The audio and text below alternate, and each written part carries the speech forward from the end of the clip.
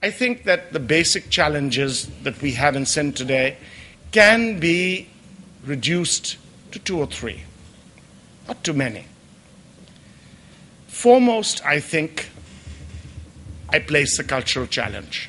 And when I say culture, I mean culture in the widest sense of the word. Not culture as the aggression of books and of a historical intelligentsia at different periods in Sindh's history, although that too is part of it.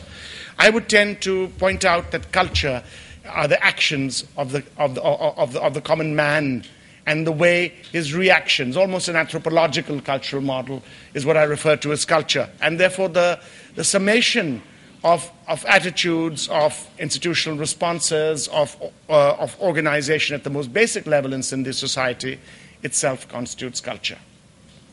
When we speak of Sindh, we cannot separate the notion of Sindh's culture from Sindh, because the identity of this piece of territory, based on the oral and written traditions of its people, is Sindh.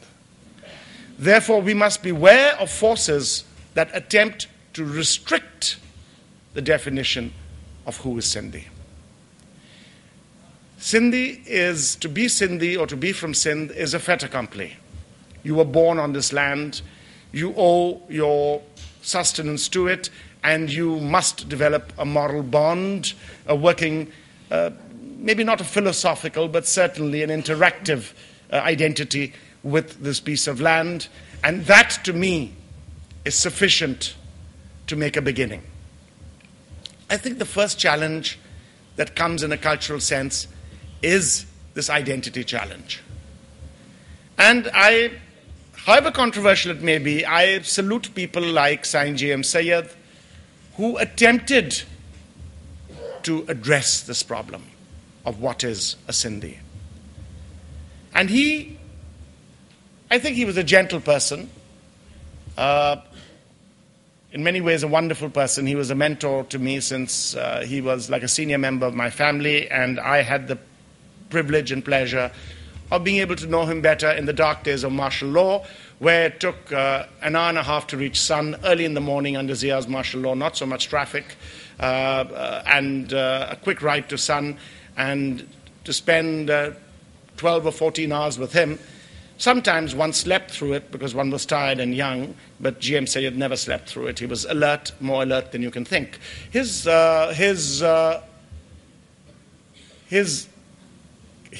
description of Sindhis as consisting of new and old Sindhis may be a little dated in terms of today's terminology, but the essential, I think, is there, in that people who live in this land must be decision makers, must respect the traditions, and must respect the continuity of the soil. I think that ability to take people of diverse ethnic identity and merge them into one through a moral bonding is G.M. Sayyid's contribution. Now, you could ask me quite well that how would this be done? And G.M. Sayyid spoke in different terms. He spoke of a trichotomy, he spoke of the Samart, he spoke of the Arab, and he spoke of the Samart, the Arab, and the Baloch. And these were 3 identities where he described the ethnic makeup of Sindh. But his was not a didactic or, permanent conclusion. He simply accepted the reality of what was around him. Having started his career in electoral politics, he knew the importance of taking the people on your side. To that extent, and perhaps only to that extent, I think that there are politicians like Altaf Hussain who have attempted to understand the diverse nature of Sindh's ethnicities, and have perhaps done so better than many martial law generals sitting in one unit in Islamabad who made policies that destroyed parts of Sindhi's urban society, and we are paying for that today in many ways. But I think that the first impulse is a democratic one, to understand that the identity of Sindh cannot be divorced from the people who live in it. At the same time, one has to understand that the loyalty of Sindh to Sindh by its own people living on it is terribly important for this entity to endure. And therefore, when you speak of the identity of the Sindh, and I will come to what this identity is, I think we need to speak of a mechanism that ensures both the survival of identity and the ability to bring together people of various ethnic diversities into a system that is interactive, democratic, and capable of moving forward as a society. If we try and restrict ourselves to fictitious identities, I say fictitious because what we call pure Sindhi has never been there in history.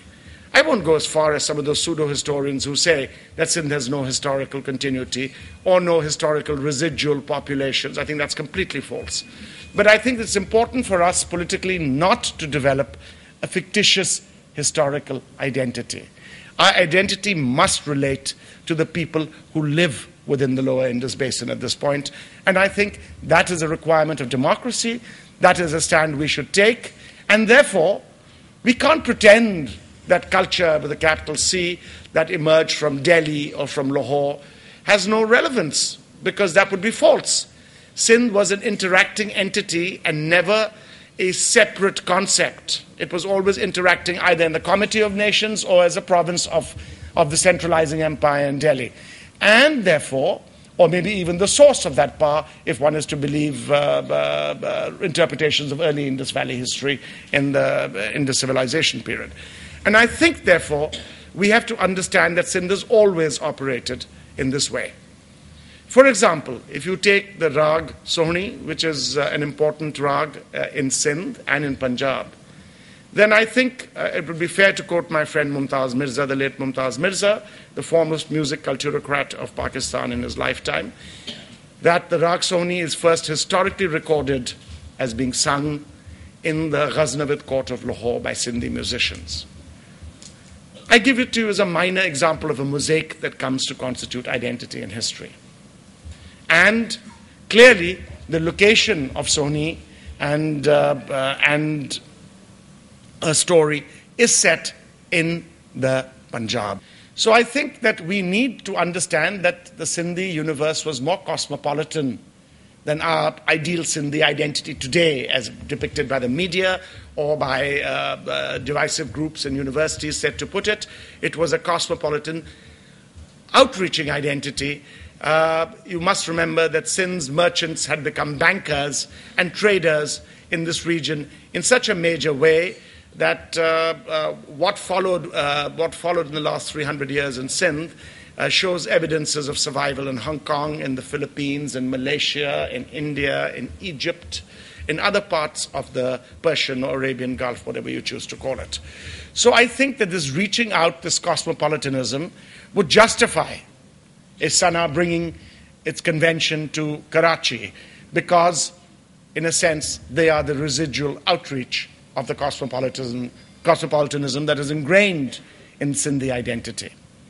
I think that interaction with Gujarat, with Iran, with the Punjab, with Delhi, these are so basically written into medieval Sindhi history that we would be foolish to try and chase them out.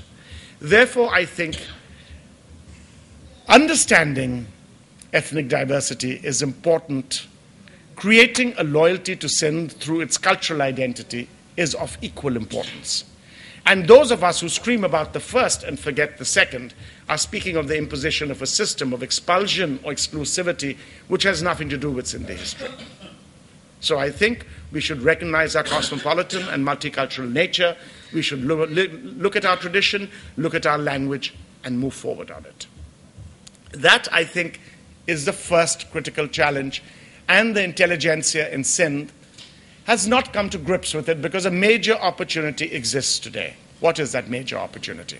The major opportunity is the demographic ratio. The demographic ratio very clearly speaks of, by the end of the century, something like 70% or 80% of the people, by 2020, something like 80% of the people in this province will be below the age of 27. Now, I'm paraphrasing it loosely.